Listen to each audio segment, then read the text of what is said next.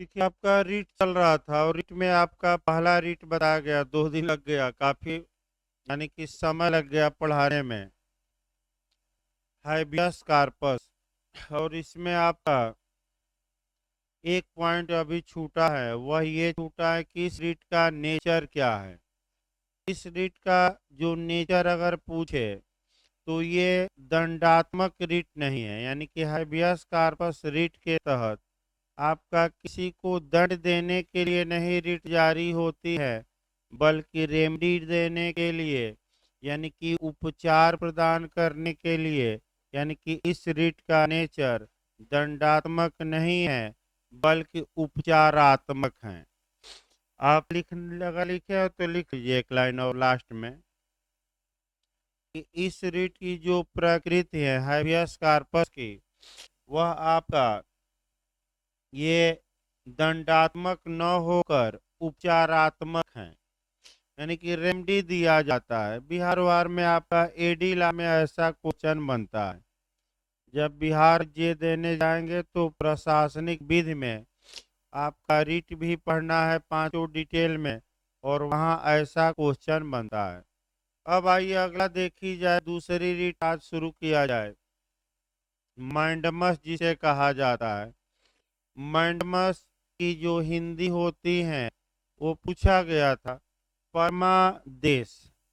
अब परमादेश की रीट होती क्या है और इस रीट का नेचर क्या है आपका?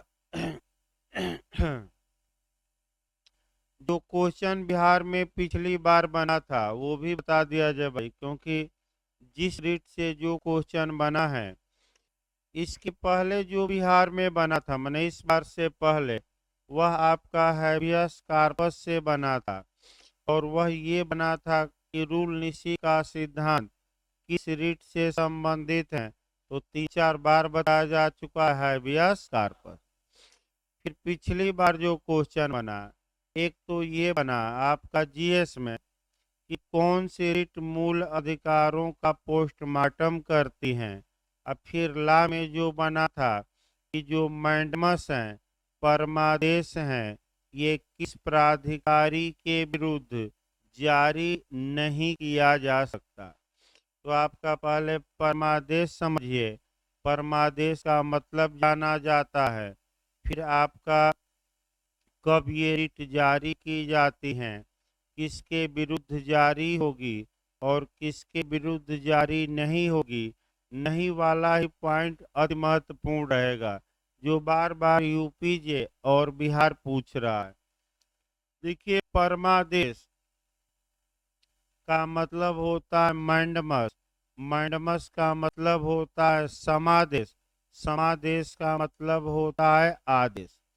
यानी कि परमादेश की रीट तब जारी होती है जब किसी व्यक्ति का कोई कार्य करने या न करने का विधि कर्तव्य हो और वह व्यक्ति उस विधि कर्तव्य का पालन नहीं कर रहा है, यानी कि निष्क्रिय हो गया है, कोमा में चला गया है, अर्थात इसका मतलब कि सुस्त पड़ गया है।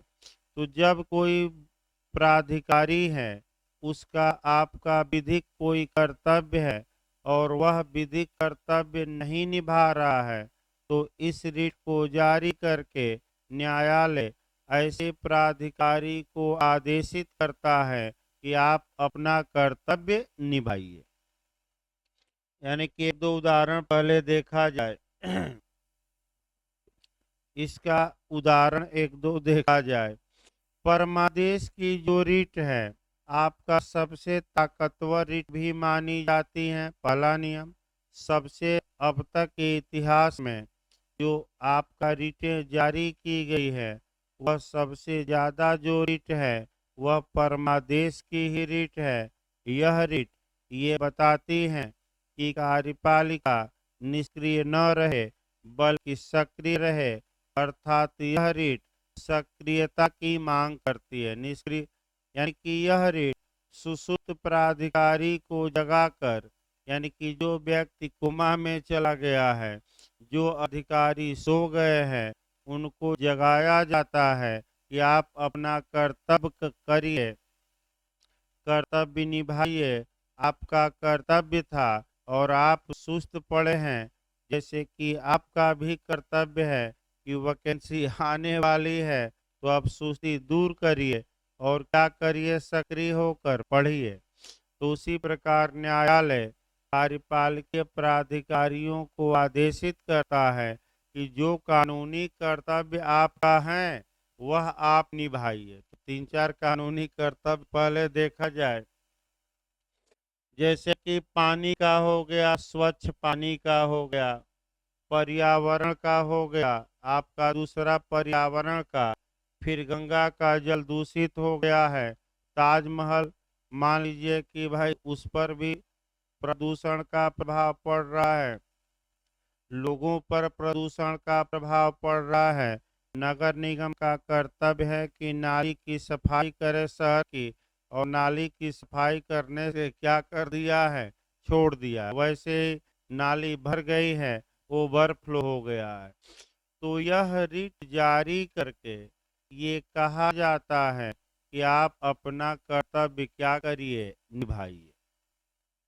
इस रिट को, आपका अगला क्वेश्चन बहुत महत्वपूर्ण है जो पूछा जाता है, रिट ऑफ जस्टिस या न्याय की रिट किस रिट को कहा जाता है? ये क्वेश्चन आपका नया बन सकता है। इस रिट को रिट ऑफ जस्टिस कहा जाता है, यानी कि न्याय की रिट। भाई एक दो उदाहरण पहले आपका दे दिया जाए, जैसे कि मान लीजिए दूषित पानी घरों में आ रहा है, तो आपका जल निगम के अधिकारी का ये कर्तव्य है कि जहाँ से दूषित पानी अगर आ रहा है तो उसकी जांच करे और लोगों को स्वच्छ पानी दे। तो अगर जल निगम के अधिकारी, ये आपने डिमांड किया कि भाई ये हो रहा है, और जल निगम के अधिकारी आपकी बात को नहीं सुने हैं, तो आप हाई कोर्ट जा सकते हैं 226 में, और रिट की मांग कर सकते हैं। कौन रिट की? परमादेश कि ये जल निगम का अधिकारी सुसुप्त पड़ गया है, सो गया है, कोमा में चला गया है, आप इसको सक्रिय करिए। तो कौन सी रिट जारी करके सक्रिय करिए? मैंडमस, कि ताकि ये स्वच्छ पानी का अधिकार जो है अनुच्छेद 21 के तहत एक फंडामेंटल राइट है, स्वच्छ पर्यावरण, और इस मूल अधिकार का ये अधिकारी क्या कर रहा है? उल्लंघन। अतः हमें रिलीफ दीजिए और इसको आदेशित करिए कि अपने में ये क्या लाए? सुधार। ये जो रिट है इसका नेचर पूछा जाता है। फिर अगला, सिविल नेचर की है कि क्रिमिनल नेचर की?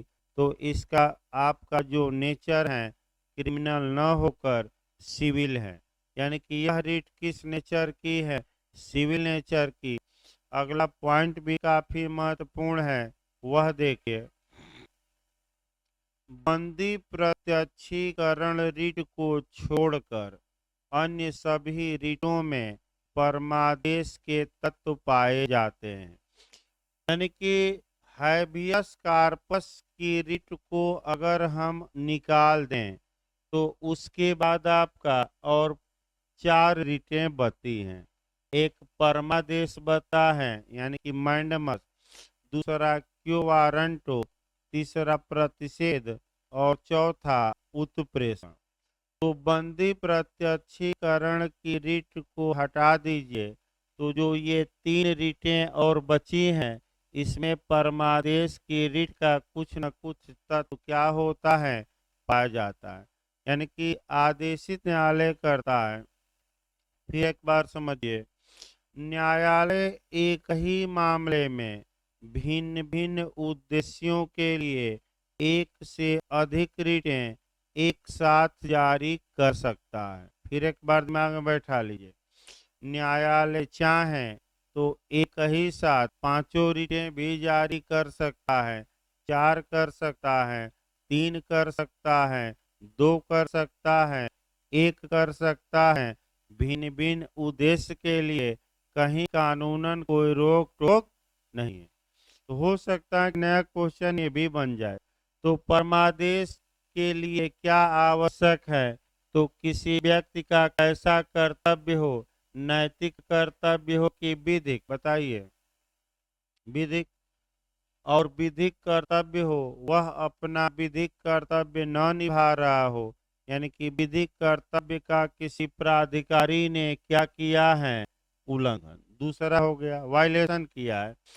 तीसरा ये हुआ कि आपने, महत्वपूर्ण ये है कि डिमांड और डिनाई, यानी कि आपने उस विधिक प्राधिकारी से आपका अपना कर्तव्य निभाने की मांग की है, यानी कि आपने उस अधिकारी के पास एप्लीकेशन दिया है कि आप अपना कर्तव्य क्या कीजिए, निभाइए। और उस अधिकारी ने निभाने से क्या कर दिया है, इनकार। या तो उपेक्षा बरत रहा है तब भी इनकार माना जाएगा, मौन हो गया, कोई जवाब ही नहीं दिया तब भी, या स्पष्ट क्या कर दे। जैसे कि मान लीजिए कि आपका नल का पानी गंदा आ रहा है, आप अभियंता जी के यहाँ गए, वहाँ एप्लीकेशन दिए और आपका अभी भी गंदा पानी ही आ रहा है, अभियंता के कान पर जू तक नहीं रेंगा, तो आप हाई कोर्ट जा सकते हैं। और किस रिट की मांग कर सकते हैं, है आपका परमादेश, मैंडमस की। अब आइए, यानी कि मैंडमस की रिट की मांग के पहले कुछ शर्तों की पूर्ति करनी पड़ेगी कि जिस प्राधिकारी का कर्तव्य था उससे आपने उसका कर्तव्य निभाने की क्या की हो, मांग, और उस कर्तव्य को निभाने से उसने क्या किया, इनकार। तो जब इनकार कर दिया तो कहाँ पहुंच जाएंगे, हाई कोर्ट या सुप्रीम कोर्ट पहुंच जाएंगे। और किस रिट को जारी करने की मांग करेंगे, मैंडमस या परमादेश। यही आपका माने परमादेश की रिट है, यानी कि इसका मतलब ये हुआ कि अगर किसी व्यक्ति का कोई संवैधानिक कर्तव्य था, कोई विधिक कर्तव्य था, या किसी व्यक्ति का विधिक कर्तव्य था, आपने डिमांड किया और उसने क्या कर दिया, डिनाई, तो आप इस रिट की मांग कर सकते हैं। भूमिका ये बताई गई और कब जारी की जा सकती हैं। अब कब विधिक कर्तव्य हैं या संवैधानिक कर्तव्य है, ये तो भाई बहुत व्यापक है, क्योंकि तमाम लोगों का संवैधानिक भी कर्तव्य है और कैसा, विधिक। और नहीं अगर वो लोग पालन करते तो आप जबरदस्ती कोर्ट पालन करा देती है। सबसे सक्रिय रिट रही है ये, मैं बता दूं, सबसे ज्यादा जारी हुई है ये सक्रिय, ये सुसुप्त को क्या करती है, जगा देती है। जैसे जैसे ही आयोग का विज्ञापन आएगा, जितने बरसाती मेढक सुसुप्त हैं वह क्या हो जाएंगे, जग जाएंगे। तो जो बरसाती मेढक है उनके लिए प्रावधान बाहर बैठने का किया जाता है, कुर्सी में लगाया जाता है, वहीं क्या करिए, बैठिए और बाहर बैठकर पंचौरा सुनिए। तो अभी देखिए वैकेंसी जैसे विज्ञापन आएगा, दूसरे दिन से देखिएगा ना शाम को जगह रहेगी ना सुबह। तो पुराने बरसाती मेढकों को बाहर रखा जाता है, भाई वो लोग बस इंतजार कर रहे हैं कि बरसात हो और मेढक क्या करे, टर टर टर बोले यानी कि आयोग जैसे ही विज्ञापन आएगा, और तो लोग पहले से एक बार पढ़ चुके हैं, उनको केवल आपका रिवीजन चाहिए। और आप लोगों को तो भाई अभी एक बार पढ़ना है, कुछ पढ़ा गया है, कुछ क्या है बाकी। अगला देखिए आपका, यह रिट कब जारी नहीं की जा सकती, यही पॉइंट सबसे महत्वपूर्ण है और इसी पॉइंट को अच्छे से याद करना है। या यह रिट किसके विरुद्ध जारी नहीं हो सकती, यही पॉइंट आपको ज़्यादा मिलेगा और इस पॉइंट को ही ज़्यादा लिखना है। देखिए कह करके, देखिए पहला हम बता रहे हैं अपवाद का मतलब कि ये रिट जारी नहीं की जा सकती। तो पहला है कि अगर किसी प्राधिकारी का जो कर्तव्य है वह केवल मोरल ड्यूटी है, यानी कि कैसा कर्तव्य है, नैतिक। अब पहले नैतिकता पर आइए, आपका क्वेश्चन पिछली बार एपीओ में बना था, और मोरल कर्तव्य से भी एपीओ में क्वेश्चन प्री में आपका बना है। देखिए, नैतिक कर्तव्य आपके कानून से गवर्न नहीं होते, ये व्यक्ति की अंतर आत्मा से गवर्न होते हैं। नैतिक नैतिकता या मोरालिटी का मतलब ये हुआ कि व्यक्ति को ये करना चाहिए, लेकिन कानूनी रूप से उस कार्य को करने के लिए वह व्यक्ति बाध्य नहीं है। उसकी इच्छा है, चाहे तो करे और चाहे तो करने से क्या कर दे इनका। तो पहले आपका नैतिक कर्तव्य समझिए। संविधान के भाग 4 में जो डीपीएस आप लोग कहते हैं, नीति निर्देशक तत्व हैं, वह राज्य का नैतिक कर्तव्य है। चाहे राज्य चाहे तो ऐसा करे और चाहे तो करने से क्या कर दे इनकार। भाग 4 ए में पिछली बार जे में आया भी था, फंडामेंटल ड्यूटी है, मूल कर्तव्य है। अनुच्छेद 51 ए में चाहे तो आप अपना मूल कर्तव्य निभाइए और चाहे न निभाइए, ये केवल और केवल कैसे कर्तव्य है, नैतिक। पालन नहीं भी करेंगे तो कोई जबरदस्ती नहीं है। लेकिन आपका जो कंपटीशन में पूछा गया है, कम से कम 2 उदाहरण वो दिया जाए।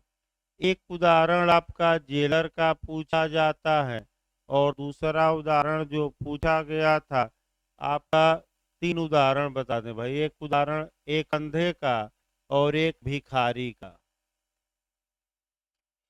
3 उदाहरण बताया जाए, क्योंकि आपका भिखारी वाला उदाहरण एपीओ में आया था, तो हो सकता है कि अब जो नया उदाहरण बने अंधे का बन सकता है या जेलर का। देखिए, एक जेलर है और वह किसी कैदी को भोजन देने के लिए कानूनन बाध्य है। तो कैदी को जेलर भोजन दे, ये जेलर का मोरल या नैतिक कर्तव्य नहीं है, बल्कि विधिक है। तो अगर जेलर कैदी को भोजन नहीं देता, कैदी मर जाता है, तो जेलर ने आपका मर्डर किया। और मर्डर आपका कैसे किया भाई? एक्ट करके किया, यानी कि कार्य करके किया कि लोप द्वारा किया। लोप लोप का मतलब कि जो विधिक कर्तव्य था वह जेलर ने निभाया नहीं। और कार्य मतलब कि रो दह डंडा मारे।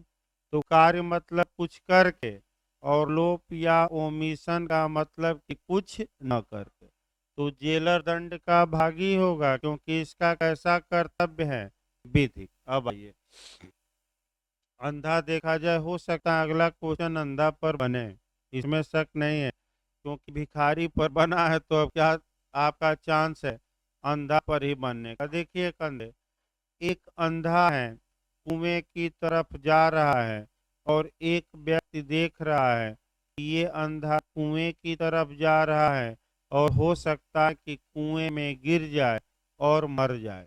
तो अंधे को कुएं की तरफ जाने से रोकने का जो व्यक्ति का कर्तव्य है वह विधिक नहीं है, बल्कि केवल मोरल है। अगर ऐसा व्यक्ति अंधे को नहीं रोकता, अंधा कुएं में गिरकर मर जाता है, तो व्यक्ति ने कोई अपराध नहीं किया, क्योंकि उसका कर्तव्य केवल कैसा था, मोरल। लेकिन इसी उदाहरण को विधिक कर्तव्य पर चेंज करिए। आपका जैसे कि रेलवे का फाटक है, रेलवे ने गार्ड नियुक्त किया है कि जब ट्रेन आए तो फाटक बंद कर दो। तो फाटक ट्रेन आने के समय बंद करना उसका नैतिक कर्तव्य है कि विधिक? और वह फाटक छोड़ देता है और 2-4 लोग ट्रेन से दबकर मर जाते हैं, तो उसने लोप द्वारा मर्डर किया, उपेक्षा बरती, इसमें कोई शक नहीं है। इसी प्रकार और भी आपका देख सकते हैं, आपका महात्मा बुद्ध जी का देख सकते हैं, अंगुली माल की कहानी को देख सकते हैं कि महात्मा बुद्ध अंगुली माल को सुधारने जा रहे थे, तो भाई पहरेदार था जंगल में और रोका कि आप न जाइए, इधर बहुत बड़ा डकैत रहता है अंगुली माल। तो महात्मा बुद्ध नहीं माने उसकी बात को और फिर चले गए। लेकिन उसने अपना कर्तव्य निभाया, क्योंकि विधिक कर्तव्य था, राजा ने नियुक्त किया था इसके लिए, पैसा दे रहे थे। अब अंतिम उदाहरण भिखारी पर देखे, तब आगे बढ़ा जाए। ये उदाहरण आपका पूछा गया है पीओ में। एक भिखारी आपके दरवाजे पर आता है, भीख मांगता है, आप भीख नहीं देते, रात भर आपके घर के सामने ही पड़ा है, सुबह उसकी मृत्यु हो जाती है, तो भीख न देने पर आपने कैसा अपराध किया? तो हत्या किया कि मानववध किया कि उपेक्षापूर्ण मृत्यु कारित की कि कोई अपराध नहीं किया? अब यहाँ सतर्क ये रहना कि भीख देना कैसी ड्यूटी है। अगर नैतिक है, सामाजिक है, धार्मिक है, तब आपने कोई अपराध नहीं किया। और अगर यही ड्यूटी आपकी कैसी है, कानून कहता है कि भीख दीजिए, तब तो आप मने अपराध के दोषी होंगे। तो भीख देना कैसा कर्तव्य है? भीख मांगना भाई गैर कानूनी है। तो भीख देना विधिक कर्तव्य नहीं है, केवल कैसा है? नैतिक। इसका मतलब ये हुआ कि अगर किसी प्राधिकारी या अधिकारी का कर्तव्य है और वह आपका केवल मोरल ड्यूटी है कि चाहे तो वह कार्य नैतिक वश करे, नैतिकतावश या न करे, तो वहाँ न्यायालय उस अधिकारी के विरुद्ध आपका परमादेश जारी नहीं कर सकता। माने नैतिक कर्तव्य को निभाने के लिए क्या मरम्मत जारी हो सकता है कि नहीं? नहीं हो सकता। दूसरा देखिए, राष्ट्रपति और राज्यपाल, ये भी आपका बिहार का ही क्वेश्चन है कि क्या राष्ट्रपति और राज्यपाल के खिलाफ कोई रिट जारी की जा सकती है कि नहीं? ये भी काफी अच्छा क्वेश्चन बनता है। देखिए, क्या भारत के प्रेसिडेंट यानी कि राष्ट्रपति और राज्यों के राज्यपाल के विरुद्ध कोई रिट सुप्रीम कोर्ट या हाई कोर्ट जारी कर सकता है कि नहीं? तो आपका जवाब रहेगा इनके खिलाफ कोई रिट जारी नहीं होगी। अब 4-5 उदाहरण देखिए। आपका क्यों जारी नहीं होगी, इस पर तर्क वितर्क किया जाता है। क्योंकि हमारे प्रेसिडेंट और गवर्नर को आपका प्रोटेक्शन मिला है और वह प्रोटेक्शन आर्टिकल 361 में मिला है, यानी कि अनुच्छेद 361 में। तो आईएएस में भी क्वेश्चन बना था कि अनुच्छेद 361 में किसको संरक्षण दिया गया है? राष्ट्रपति, राज्यपाल, दोनों, इनमें से कोई नहीं। तो कई लोग आपका कभी काल आते हैं पढ़ने फिर नहीं आते, तो मार कर आए थे संविधान में राष्ट्रपति, और जबकि जो लगातार यहाँ पढ़ रहा है 5-6 बार बताया जा चुका है कि किसको प्रोटेक्शन प्राप्त है, दोनों को। तो ये रटा रटा क्वेश्चन है, इसमें गलतियां बाहर कर देंगी कंपटीशन से, तो दोनों को है। अब आइए, क्या सुप्रीम कोर्ट, फिर एक बार रा, राष्ट्रपति अध्यादेश जारी करता है अनुच्छेद 123 के तहत और राज्यपाल करता है 213 के तहत। यानी कि जब संसद का सत्र न चल रहा हो, सेशन न चल रहा हो, तो राष्ट्रपति को ये पावर है कि वह ऑर्डिनेंस जारी करके कानून का निर्माण कर दे, और राज्यपाल को भी पावर है कि अनुच्छेद 213 के तहत वह ऑर्डिनेंस जारी करके कानून का क्या कर दे? निर्माण। तो क्या उच्च न्यायालय या उच्चतम न्यायालय राष्ट्रपति या राज्यपाल के खिलाफ मैंडमस जारी करके और कोई कानून निर्माण के लिए आदेशित कर सकता है कि नहीं? नहीं, क्योंकि इनके खिलाफ कोई रिट जारी होगी कि नहीं? नहीं होगी। दूसरा पॉइंट याद रखें। तीसरा देखे भाई, तीसरा आपका वहीं बिहार में पूछा गया था कि जो तीसरा मैं बता रहा हूँ, तीसरा आपका संसद के विरुद्ध और राज्य विधानमंडल के विरुद्ध। तो पहले संसद एक लाइन दिखा जाए, फिर राज्य विधानमंडल, और तब इनके विरुद्ध मैंडमस जारी होगा कि नहीं ये देखा जाए। संसद या पार्लियामेंट की परिभाषा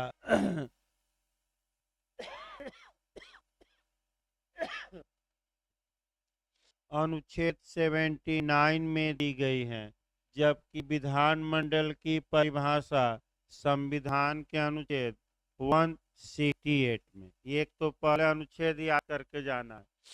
संसद में कौन शामिल है?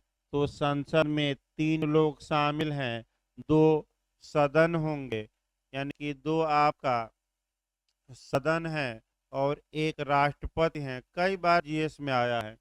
आपका संसद में कौन शामिल है? लोकसभा, राज्यसभा और तीसरा। अब देखिए क्वेश्चन का मॉडल 2-3 यहाँ भी बताया जाए। भारत की संसद के कितने सदन हैं? सदन पूछे तो 3 मार दीजिए, सदन पूछे तो आप 2 मारिए। कौन कौन? लोकसभा और राज्यसभा। भारत की संसद की परिभाषा कहाँ दी गई है? तो 79 आर्टिकल में। तीसरा क्वेश्चन, भारत की संसद में कौन शामिल है? लोकसभा, राज्यसभा, राष्ट्रपति, उपर्युक्त सभी। तो क्या मार्क कराएंगे? उपर्युक्त सभी। तो देखिए लोकसभा राज्यसभा सदन है, लेकिन राष्ट्रपति सदन नहीं है। लेकिन हमारे पार्लियामेंट का अभिन्न क्या है? अंग, अनिवार्य अंग है। इसके बिना संसद बनेगी ही नहीं। आगे राज्य विधानमंडल की परिभाषा 168 में दी गई है। अब इस पर आइए, इसमें कौन कौन शामिल हैं? तो इसमें आपका विधानसभा, अभी देखे चुनाव भी हुआ है, तो विधानसभा। इसके बाद राज्यपाल। राज्यपाल सदन नहीं है, लेकिन राज्य विधानमंडल का अनिवार्य क्या है? अंग। और जिन जिन राज्यों में विधान परिषद है, वह राज्य विधानमंडल में विधान परिषद भी शामिल है। तो ये भी यूपीजे में क्वेश्चन आ चुका है कि राज्य विधानमंडल में कौन शामिल है? तो विधानसभा, विधान परिषद, राज्यपाल, उपर्युक्त सभी। तो यहाँ भी उपर्युक्त सभी मारना है। जिन राज्यों में विधान परिषद नहीं है, वहां अगर पूछ ले तो विधानसभा और राज्यपाल। वहां जहां विधान परिषद नहीं है वहां पूछे तब, नहीं तो उपर्युक्त सभी मार कर आइएगा। आर्टिकल भी पूछा गया है, गलत न हो। किस आर्टिकल में? 168। आगे अब चलिए, अगला नियम ये हमें निकालना है कि क्या उच्चतम न्यायालय या उच्च न्यायालय मंडमस की रिट संसद या राज्य विधानमंडल के खिलाफ जारी करके और किसी कानून के निर्माण का आदेश दे सकता है कि नहीं? नहीं दे सकता। यानी कि सुप्रीम कोर्ट आपका संसद को या राज्य विधानमंडल को, हाई कोर्ट भी संसद को या राज्य विधानमंडल को ये आदेशित नहीं कर सकता कि आप इस विषय पर कानून बनाइए। हाँ, डायरेक्शन दे सकता है, निर्देश दे सकता है। आदेश बाध्यकारी होता है और निर्देश बाध्यकारी नहीं होता। निर्देश का मतलब ये हुआ कि आपको सलाह दी जाती है कि आप इस विषय पर अब क्या बना लीजिए? कानून। तो 3 भाई फिर याद रखिए, किसके विरुद्ध जारी नहीं होगा मैंडमस? संसद और। कम से कम 2-3 उदाहरण आप देखिए भाई। आपका एक ट्रिपल तलाक देखा जाए, तिहरा तलाक, यानी कि तलाक उल विद्दत, विद्दत है ना, वैन भी कहा जाता है ना, विद्दत, तलाक उल विद्दत या ट्रिपल तलाक कहा जाता है। इसको हम देखेंगे। दूसरा आपका इस पर उदाहरण देखा जाए, एक दूसरे कानून टाट में देखा जाए, राज्य का अपकृत्यात्मक दायित्व, यानी कि राज्य का अपकृत्य में दायित्व, ये अनुच्छेद 300 से गवर्न होगा। और एक अनुच्छेद आपका 44 देखा जाए, यानी कि आपका कम से कम कह सकते हैं कि 3 उदाहरण यहाँ देखा जाए। ताकि एकदम स्पष्ट हो जाए कि सुप्रीम कोर्ट या हाई कोर्ट परमादेश जारी करके संसद या राज्य विधानमंडल को कोई कानून बनाने का आदेश नहीं दे सकती। अब इसके लिए 3 उदाहरण अच्छे से देखें। पहला आपका तलाकुल विद्दत देखा जाए, या ट्रिपल तलाक, या तिहरा तलाक भी कहा जाता है। देखिए, तलाक उल विद्दत में होता क्या है, पहले हल्का सा इसका 2 मिनट इतिहास समझिए, क्योंकि इंटरव्यू में भाई चूंकि नया कानून बना है तो इतिहास के साथ आपको पढ़ना पड़ेगा। जब प्रॉफिट यानी कि पैगंबर मोहम्मद साहब थे तो उन्होंने कभी भी इस तलाक को मान्यता नहीं दी। याद रखिए, कभी भी मान्यता नहीं दी। जब आपका खलीफा का पद जब उमैयद वंश के शासकों के पास आया तो उन्होंने ही इस प्रथा का प्रारंभ किया। उमैयद वंश के शासक। इसमें होता क्या है, एक ही बार में तालाक जैसे अवांछनीय शब्द का प्रयोग 3 बार किया जाता है और तुरंत तलाक हो जाता है, यानी कि तुरंत आपका विवाह विच्छेद हो जाता है। अब फिर से बैक होने की कोई संभावना नहीं रहती, यानी कि फिर से आपका विवाह के पुनर्स्थापना की या विवाह के तालाक के खंडन का मौका नहीं रहता। जैसे उदाहरण, एक पति है, ये पत्नी को प्राप्त नहीं भाई, केवल पति को प्राप्त है। एक मुस्लिम पति है, अपनी पत्नी से कहता है कि मैं तुम्हें तलाक उल बिदत देता हूँ, मैं तुम्हें तिहरा तलाक देता हूँ, मैं तुम्हें तालाक तलाक तलाक देता हूँ, यानी कि तलाक शब्द या तिहरा तलाक या 3 बार तलाक देता हूँ, इसी को हम कहते हैं तलाक उल विदत। अब इसमें क्या है, तुरंत तलाक प्रभावी हो जाता है और फिर से आपस में पक्षकार जुड़ नहीं सकते। जुड़ने के लिए आपका बहुत ज्यादा तामझाम है, आगे बताया जाएगा, बहुत लंबा चल जाएगा। तो ऐसी दशा में सुप्रीम कोर्ट में तमाम महिलाएं आपका याचिका दायर की और वह आपका पूछा भी गया था। ये बिहार में पूछा गया था नाम आपका, एक परवीन और एक कौन है भाई? हाँ, नहीं साबानो नहीं भाई, एक सारा बानो की क्या, देखिए मैं याद नहीं आ रहा है। 2 नाम, मैंने 2 नाम पूछ लिया था। चलिए उसको आगे देख लेंगे, अब हर एक चीज फिर हम देख लेंगे। यानी कि तमाम महिलाएं थी, लेकिन 2 महिलाओं का नाम मुख्य उसमें था और ये सायरा बानो है कि क्या याद नहीं आ रहा। हो सकता है एक परवीन थी और एक सायरा बानो। ये जो भी हो भाई, कंफर्म नहीं हम बताते हैं, फिलहाल दिमाग में नहीं आ रहा है, आगे बढ़ा जाए। तो इन्होंने सुप्रीम कोर्ट से मांग की कि ये आर्टिकल 14 का उल्लंघन करता है, 21 का उल्लंघन करता है, इत्यादि करता है, 15 का उल्लंघन करता है, लिंग पर विभेद करता है, लिंग के आधार पर, अतः इसे अवैध घोषित किया जाए। और सुप्रीम कोर्ट ने अवैध घोषित किया। लेकिन एक बात याद रखें जो हम बताना चाहते हैं कि सुप्रीम कोर्ट ने सरकार को आदेश नहीं दिया कि आप कानून बनाइए, बस डायरेक्शन या निर्देश दिया कि आपको 6 माह के अंदर कानून बना लेना चाहिए। अब चाहिए तो चाहे बनाए सरकार या न बने, बाध्य नहीं है।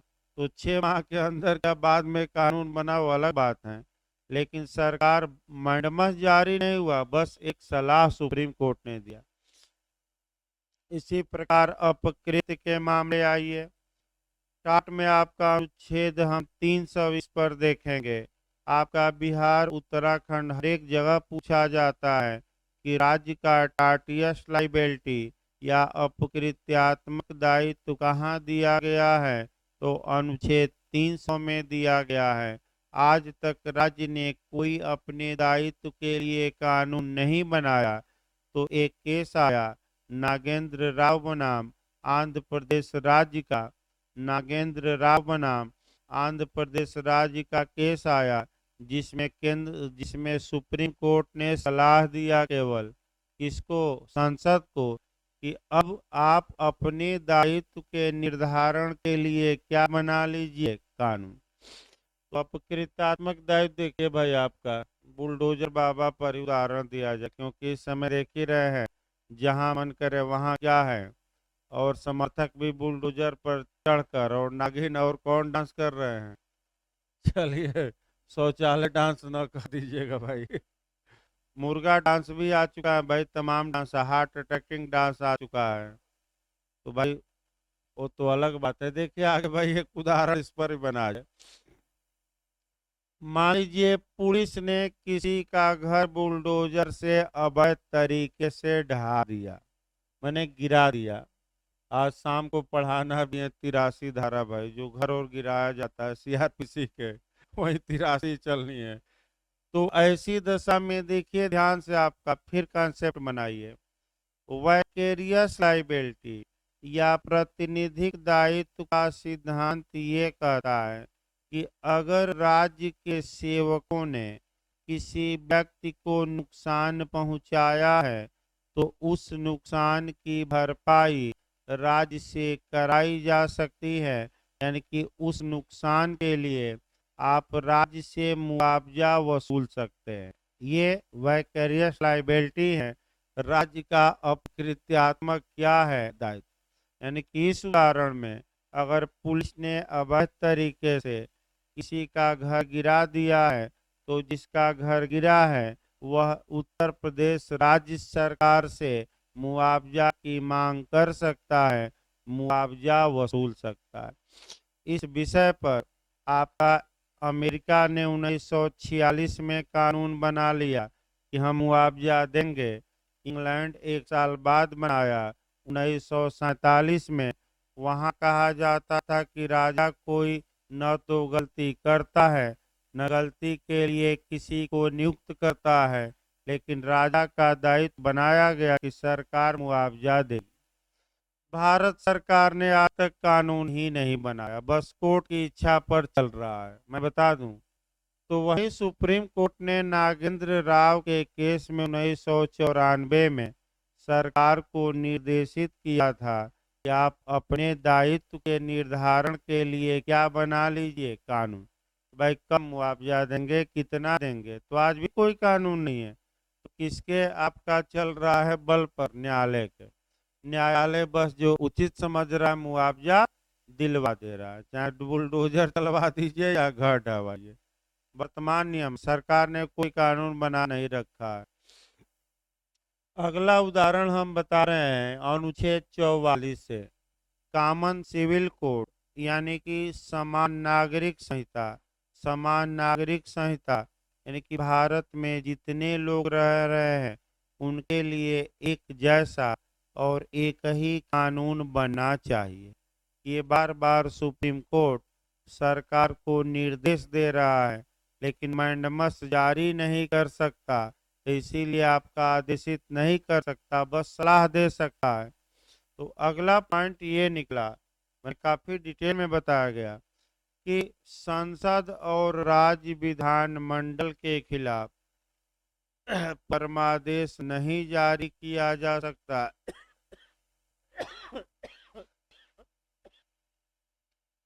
कि आप किसी कानून का निर्माण करिए। अगला पॉइंट देखा जाए, ये जो परमादेश होता है ये विभागाध्यक्ष को जारी होता है, विभाग के वरिष्ठ अधिकारी को जारी होता है। जो क्लर्क होते हैं या जो सबॉर्डिनेट प्राधिकारी होते हैं उनके नाम जारी नहीं होता। यानी कि क्लर्क और जो और कर्मचारी हैं उनको आदेशित नहीं किया जाएगा। तो आदेशित किसको किया जाएगा, जो उस विभाग का क्या है, जो उस विभाग का हेड होता है। यानी कि फिर एक बार याद रखिए कि क्लर्कियल और जो सबॉर्डिनेट अधिकारी हैं उनके खिलाफ भी मैंडमस जारी नहीं होता। क्योंकि किसी विभाग की जिम्मेदारी किसके ऊपर रहती है, आपका उसके प्रमुख के ऊपर या विभागाध्यक्ष के। अगला देखिए, आपका यह रिट किसी प्राइवेट व्यक्ति के नाम भी जारी नहीं होगी। यानी कि इसका मतलब ये हुआ कि यह जो रिट है केवल किसके विरुद्ध जारी होती है, आपका सरकारी प्राधिकारी या अर्ध सरकारी प्राधिकारी किसी प्राइवेट व्यक्ति के नाम इस रिट को जारी नहीं किया जा सकता।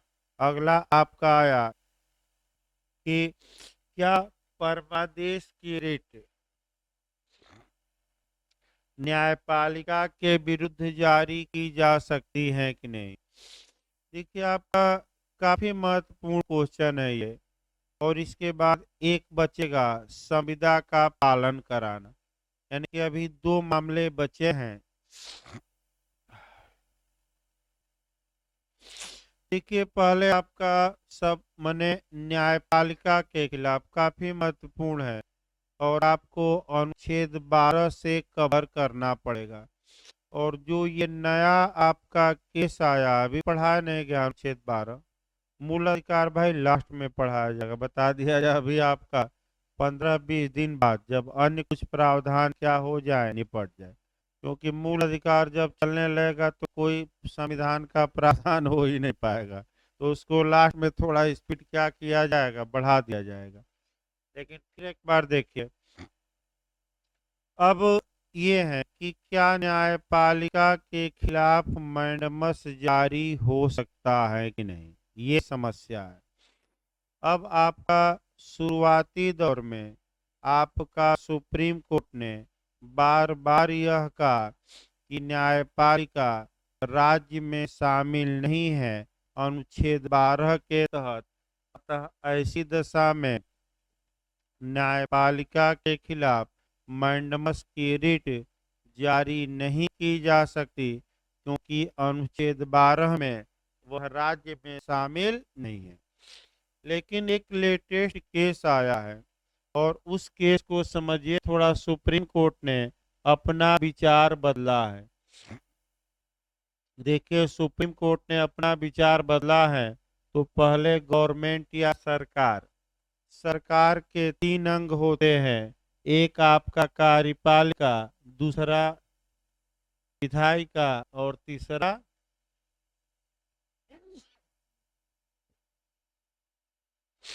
कार्यपालिका के विरुद्ध परमादेश की रिट जारी ही की जा। देखिए, अगर कार्यपालिका हमारे मूल अधि- अगर कार्यपालिका हमारे मूल अधिकारों का हनन करती है तो अनुच्छेद 12 में वो राज्य मानी जाएगी और उसके खिलाफ रिट जारी की जा सकती है। अब आइए, अगर विधायिका हमारे मूल अधिकारों का हनन करती है तो विधायिका के खिलाफ भी मूल अधिकारों का हनन रोकने के लिए ये रिट जारी की जा सकती है। लेकिन जो रक्षक है वही भक्षक बन जाए तब क्या होगा।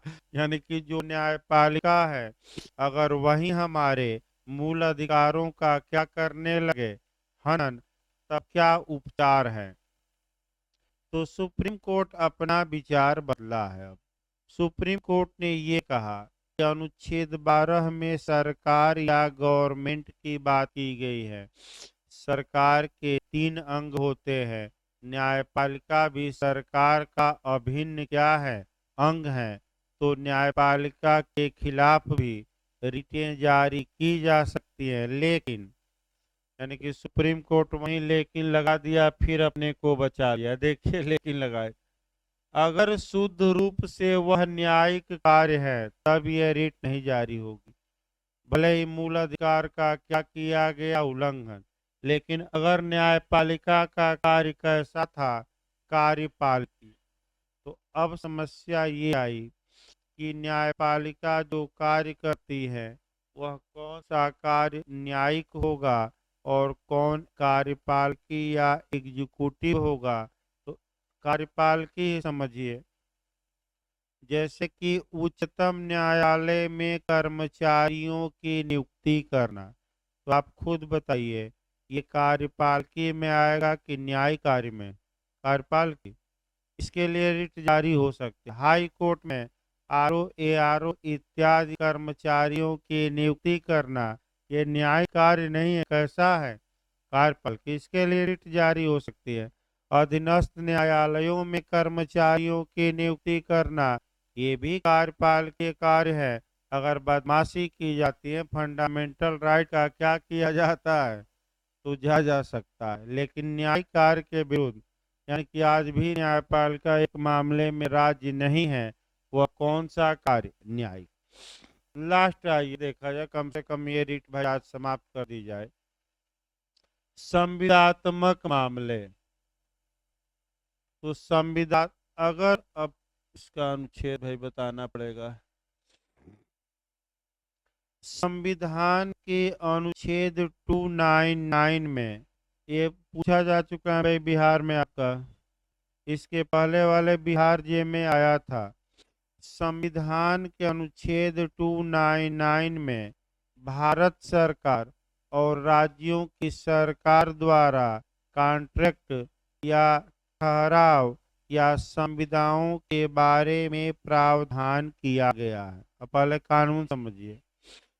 भारत सरकार जितनी भी संविधाएं करेंगी वह राष्ट्रपति के नाम से होगा, और राज्य सरकार जितनी संविधाएं करेंगी वह राज्यपाल के नाम से। लेकिन इन संविधाओं के लिए अनुच्छेद 361 भी गौर करना है, 361, कि राष्ट्रपति और राज्यपाल पर्सनल रूप से उत्तरदायी नहीं होंगे। यानी कि मंत्री संतरी सचिव करेंगे संविदा, लेकिन नाम किसका रहेगा? भारत सरकार करती है तो किसके नाम से? राष्ट्रपति। और राज्य सरकार करती है तो राज्यपाल। तो क्या ये पर्सनल रूप से दायी होंगे संविदा के लिए? नहीं। अब आइए, भारत सरकार के संविदा, माने भारत सरकार के साथ संविदा की गई हो या राज्य सरकार के साथ की गई हो, अगर भारत सरकार या राज्य सरकार अपनी संविदा में दिए गए वचन का पालन नहीं करती, तो क्या इसके लिए रिट की मांग की जाएगी कि नहीं? नहीं। यानी कि परमादेश जारी नहीं होगा। किसके लिए? सरकार के साथ जो संविदा की गई है कि सरकार अपने वचन का क्या करे? पालन। लेकिन सुप्रीम कोर्ट वहीं एक लेकिन लगा दिया, और इसीलिए कुछ संविधाओं में आपका परमादेश जारी होता। देखिए, लेकिन एक आपका जो संविदा है वह इसका अपवाद है, वह आपका है वचनात्मक विबंध। यानी कि पढ़ा जाएगा प्रामिजरी स्टापेल या वचनात्मक निबंध, इसका अपवाद है जहां की परमादेश की रिट जारी की जा सकती है। अब वचनात्मक निबंध क्या है? फिर एक बार देखिए। मान लीजिए राज्य सरकार ने किसी व्यक्ति से संविदा किया, ध्यान समझिए। इस संविदा के आधार पर जो दूसरा पक्षकार था अपनी हैसियत में क्या ला दिया है? परिवर्तन। और राज्य सरकार अब क्या करना चाहती है? मुकरना चाहती है। तो आपका वचनात्मक निबंध ये कहता है कि जब राज्य सरकार के वादे पर किसी संविदा के दूसरे पक्षकार ने अपनी हैसियत स्थिति में परिवर्तन ला दिया है, तो अब राज्य सरकार को अपने वचन से मुकरने से क्या किया जाएगा? रोका जाएगा। इसी को एक लाइन में कहते हैं वचनात्मक विबंध। यानी कि जैसे कि लास्ट उदाहरण टीटी वालों का, आपका शिक्षा मित्र का दिया जाए। राज्य सरकार ने शिक्षा मित्रों को नियुक्त किया और उनको वचन दिया कि कुछ समय बाद हम तुम्हें क्या बना देंगे?